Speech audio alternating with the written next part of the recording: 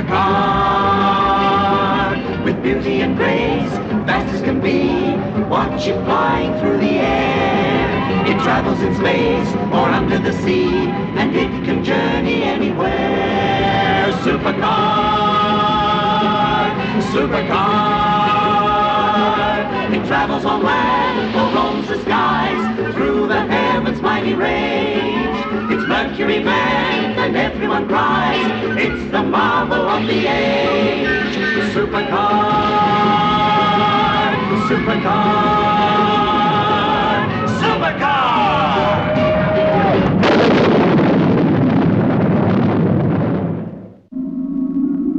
10, 9, 8, 7, 6, 5, 4, 3, 2, 1, 0.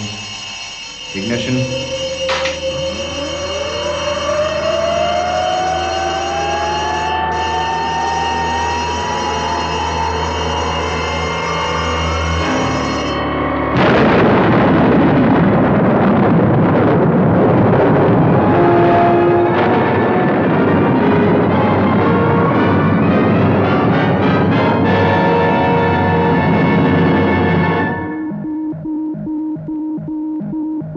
So far, so good, Dr. Beaker. Well, you could have fooled me. I didn't think it was going to work. Gee, it sure was exciting seeing that rocket launch, Dr. Beaker. But what's so extra special about it? I've seen it on television dozens of times before. Well, maybe I can explain, Jimmy. This rocket, designed by Dr. Beaker and built by the United States government, is capable of putting a man into space. But that isn't new, Dr. Harvey. True, Jimmy. But it's only half the size of the rockets we've been using. And the launching only requires a few people.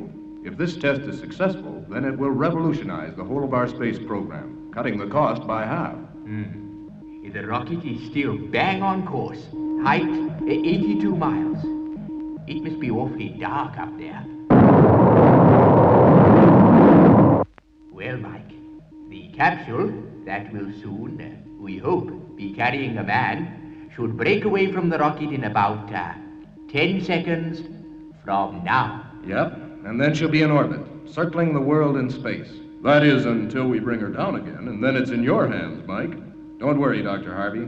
When that capsule hits the sea, I'll be right there with Supercar to pick it up. There she goes, Dr. Beaker. The capsule has broken away from the rocket. Yes, and all according to plan. The capsule is now orbiting the world, Jimmy. And in 92 minutes from now, it would have been all the way around and back over America again. Guess it's time I got Supercar ready for the pickup. Yes, Mike.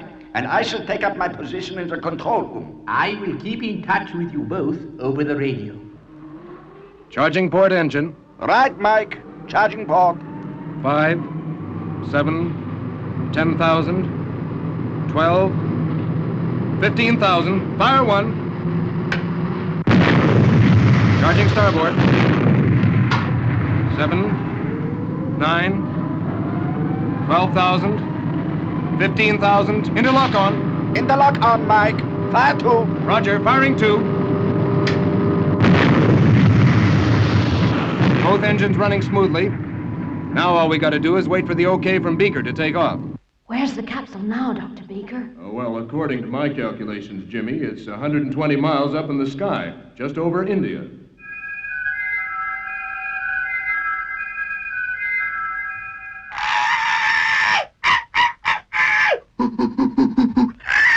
What is it, Mitch? Oh, I get it. That's Ham, our American space monkey. He went up into space a long time ago. Now, don't you go getting any ideas, Mitch. The capsule is approaching America, Dr. Beaker. Yes, I'd better alert Mike. Rocket control to Supercar. Stand by for takeoff. Roger, Dr. Beaker. I'm standing by. Professor, roof doors, please. Roger, Mike. Opening the roof doors.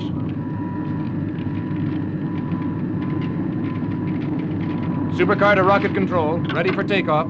Thank you, Mike. Firing retro rockets 30 seconds from now.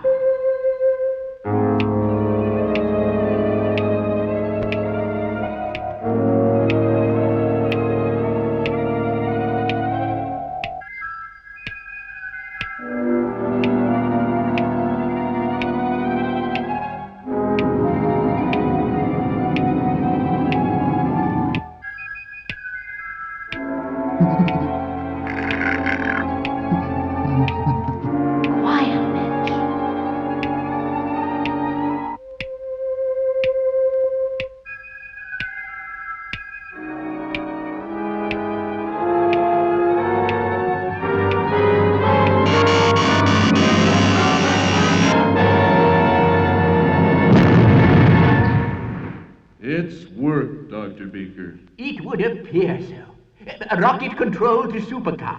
The capsule is on its way down. Take off immediately and stand by to pick up capsule from sea. Roger, will do. Full boost vertical.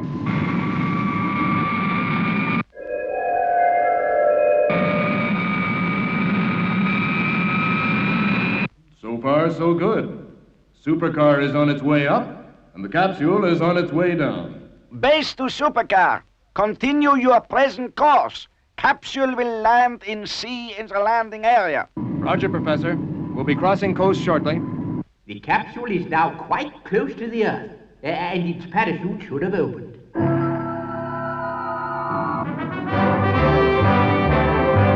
Crossing coast now, Professor. Altering course to head for landing zone.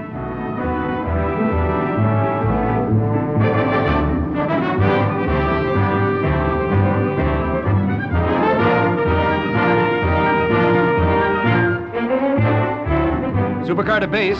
I can hear the capsule's transmitter, Professor. According to my instruments, it's 1 mile to starboard. I'm going down to pick her up. Roger, Mike.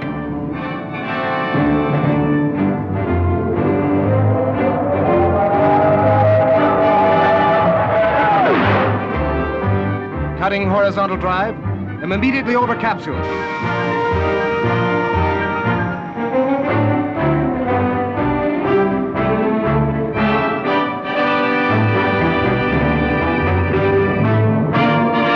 Switching on magnetic grab.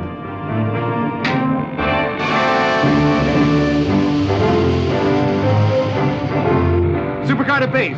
Changing to horizontal flight. Operation space flight successfully completed. Returning to base. Over and out.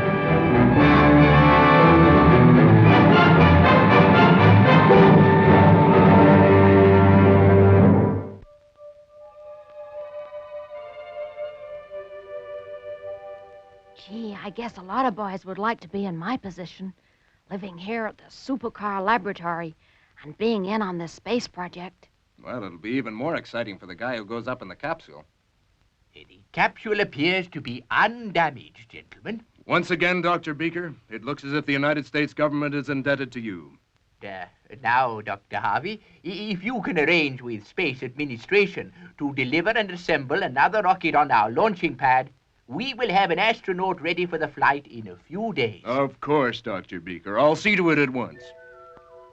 Who's going to be the astronaut, Mike? Well, that, Jimmy, is something we got to decide. How about my brother Bill? He's an astronaut. Hey, that's an idea. I'll contact him at Cape Canaveral tonight.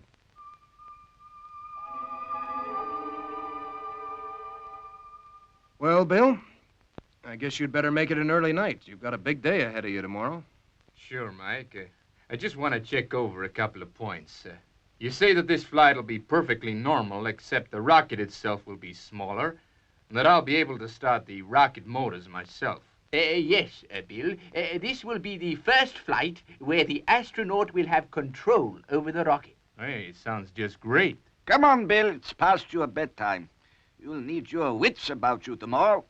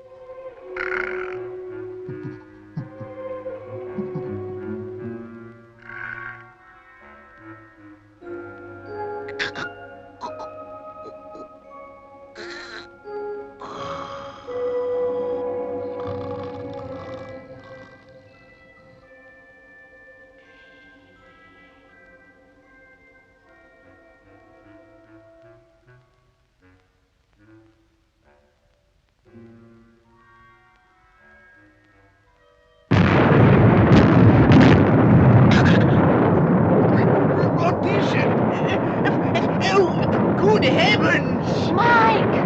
Mike! 15,000, bar 2. Hey, what's going on?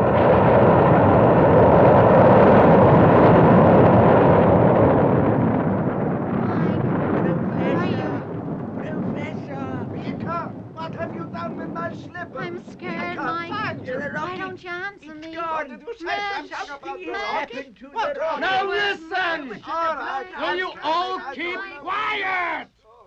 This is an emergency.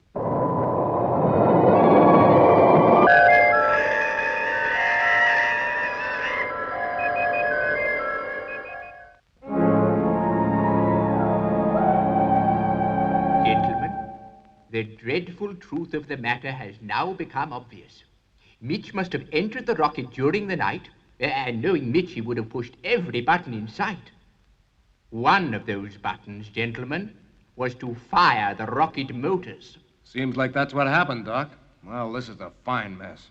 But Mitch, what'll happen to Mitch? Can we get him back? Mitch is inside the capsule. Probably quite safe, Jimmy. But there is a problem about getting him back again, I'm afraid. Yes, Jimmy. You see, we had arranged the retro rockets to be fired from inside the capsule this time. But without having Bill up there, we can't do that. Say, talking of Bill, where is he? Oh, these astronauts have nerves of steel, you know. He's probably still asleep.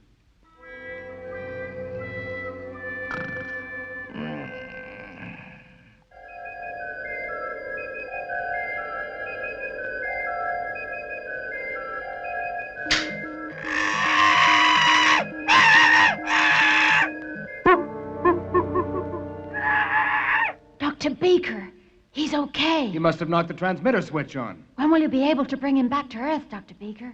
That presents a serious problem, I'm afraid, Jimmy. But why, Dr. Beaker? You brought the last capsule back to Earth by pushing a button. This time it's different. This capsule has all the controls built inside it. After all, it was meant for an astronaut. Yes, Jimmy. That's why Mitch was able to set the rocket off in the first place. What are we gonna do? There's nothing we can do, Jimmy. Mike, can't you take Supercar up there and rescue Mitch? It's one thing making a space flight, Jimmy. But a rescue operation like this could cost Mike his life. I refuse to allow him to do this for a monkey. But Mitch isn't just a monkey. He's one of the Supercar team. No, Jimmy. Definitely no.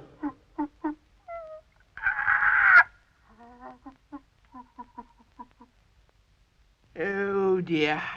I don't know why I let myself get talked into these lunatic schemes. Now, come on, Beaker. You know that you are a soft-hearted old fool underneath. How's the rocket booster fuel coming along? Just a few minutes now, and it will be ready. It's incredible to think that just a spoonful of that white powder added to the normal fuel will rocket Supercar into space. Indeed. We must be extremely careful how we handle it. We've completed all the checks on Supercar, and she's nearly fueled now, Mike. Yep. All we need now is Beaker's space fuel. Gee, I wish he'd hurry up.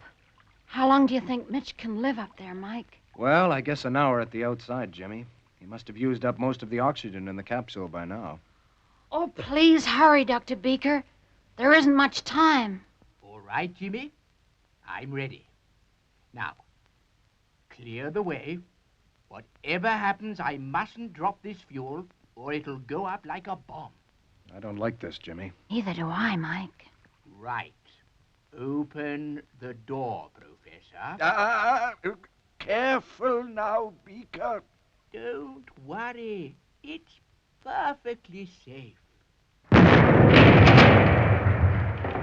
Well, there goes our fuel. Oh, no. Don't worry. The fuel is all right. It was just a mere speck that fell on the floor and exploded.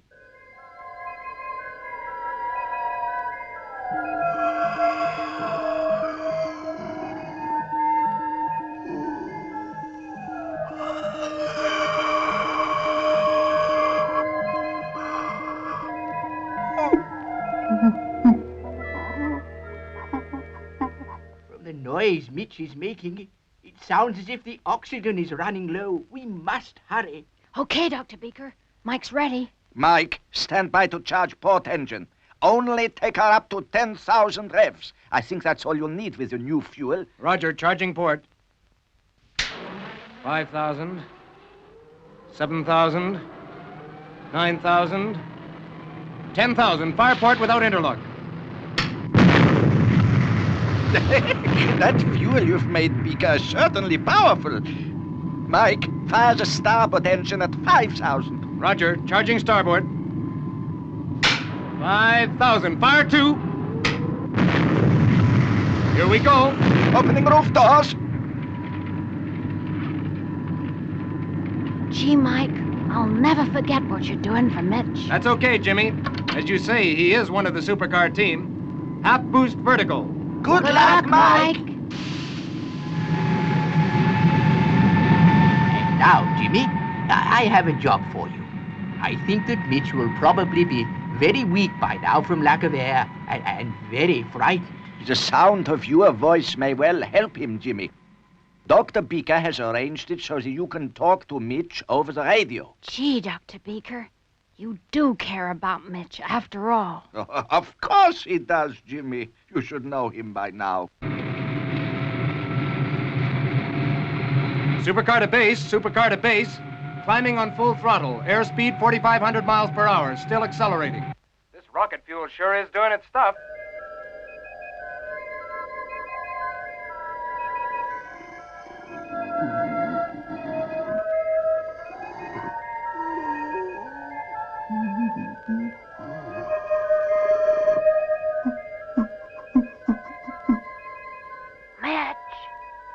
Mitch, can you hear me, Mitch?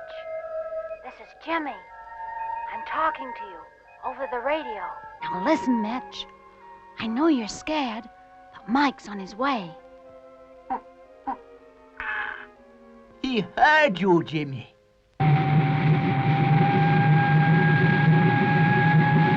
Supercar to base. Airspeed now 9,000 miles per hour. Height 82.5 miles. Still accelerating. We'll be going into orbit in approximately 20 seconds from now. We'll require your assistance in locating capsule. Over. Roger, Mike. Switch to video plan. I will prepare a course for you to steer. Roger. Switching to video plan. Mitch, Mike's up in space. He's only got to find you now, and then you'll be rescued. Mitch, if you hear me, please answer.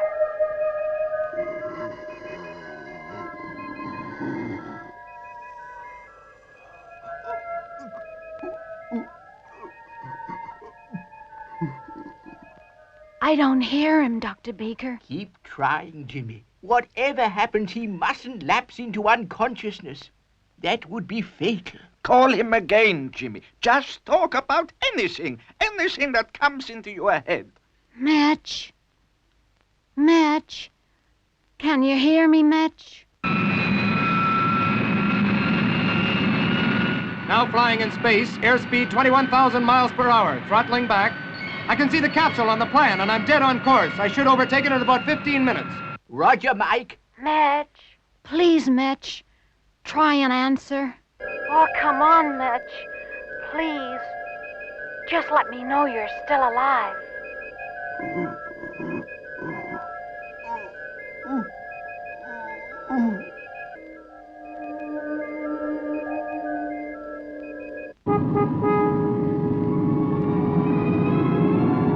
Now about 10 miles from capsule. Your bearings have been dead right, Doc. Good, Mike. Switch to clear view. The rest is up to you, Mike. Roger, switching to clear view. Long focus lens. Okay, I've got it in my sights. I'm approaching it rapidly. Careful now, Mike. As you know, it's difficult to steer Supercar in space. And if you collided with a capsule, it would mean disaster for you both. Yeah, I've already found that out. I know there are no second chances up here. I'm right behind the capsule now. Here we go.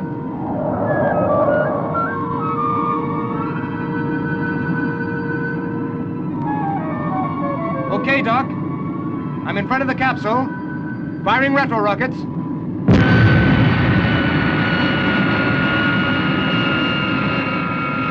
Okay, Dr. Beaker. I'm now traveling at the same speed as the capsule. 18,000 miles per hour. I sure hope our plan works. Mitch, Mike's right alongside you, and you're gonna be rescued real soon. What now, Dr. Beaker? Well, briefly, Jimmy, Mike will fire Supercar's engines straight at the capsule. This, we hope, will slow down the capsule's speed, and it should then fall back towards the Earth. Engines cut. Now charging both to produce shockwave. 5,000, 7,000, 9,000, 11,000, 13,000, 14,000, 15,000. Firing both engines and retro rockets together.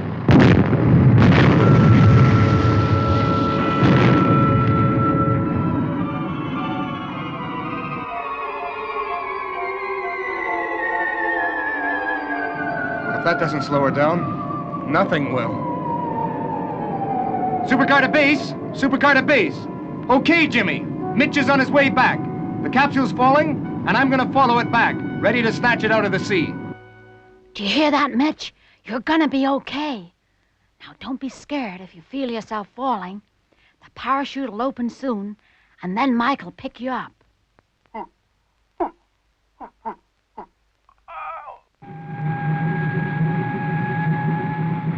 Supercar to base. I'm following capsule down. It's gonna be some time yet before it lands. I sure hope Mitch's oxygen supply will last out. Keep talking to him, Jimmy. Mitch? Mitch? Can you hear me, Mitch? You're okay, Mitch, but you've got a long way to fall. Just listen to me, Mitch. You've got to keep awake. Mitch, I haven't heard anything from you. Are you okay? Mitch, can you hear me? He doesn't answer. Do you think it's too late? What can I say, Jimmy? We've done our best. The parachute is opened. It won't be long now before we know.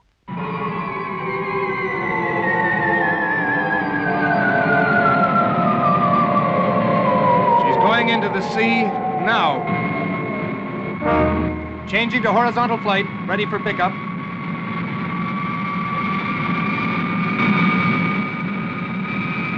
Descending for pickup.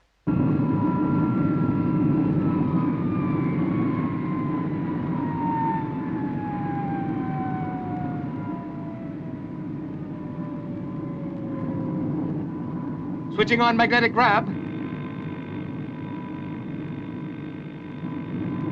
Supercar to base. I've got the capsule. Returning to base at full throttle. I don't want to waste any time. It's a matter of life or death.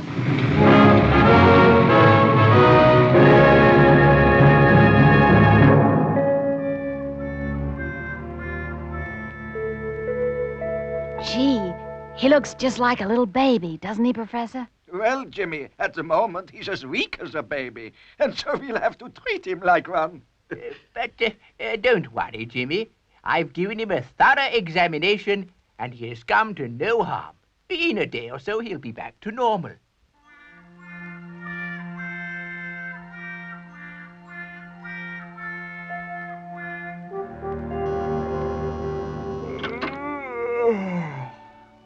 Boy, did I sleep last night. Well, I'm raring to go. Say, I've been looking all over for my spacesuit.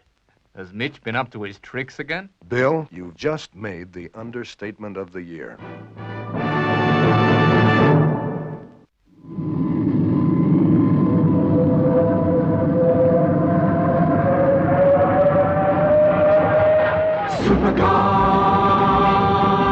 Supercar, with beauty and grace, fast as can be, watch it flying through the air. It travels in space or under the sea, and it can journey anywhere. Supercar, it travels on land or roams the skies, through the heavens' mighty range. It's Mercury man, and everyone cries, it's the marvel of the age. Supercar, Supercar.